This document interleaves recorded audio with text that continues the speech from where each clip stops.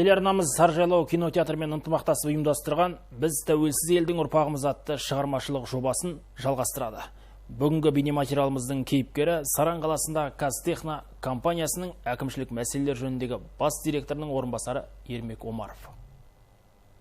Ермек Омаров 31 жаста, Саран қаласында автобус шығаратын жаңа кәсіпорында жұмыс істейді. Бұрын ол Қостанай облысындағы қуаттылығы 100%-ға жеткен кәсіпорында да қызмет атқарған.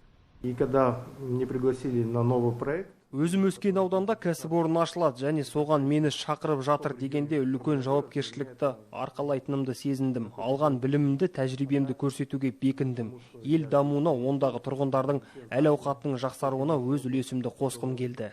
Ермек Омаров басқа облыста дүниеге келсе де өзін қарағандылықпын деп санайды.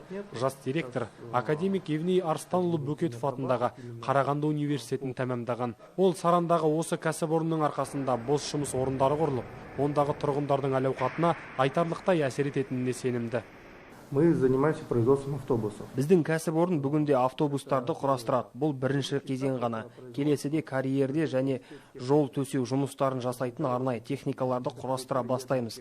Бұл үшін қажетті келісімшарттарды жасау үшін тер төгіп жатырмыз. Егер ойымыз жүзеге асса, ісіміз өрге домалап біршама белесті бағындырамыз. Бүгінгі таңда Қазтехно компаниясы Қытай Республикасының Ютонг маркалы брендін пайдаланады. Бұл машина жасау саласындағы алып кәсіпорынның бірі. Олар әлем бойынша үздіктердің қатарында. Ерік Нарын, Еркебұлан Бекхожин, Зарина Зұлпхар, Сарыарқа телеарнасы.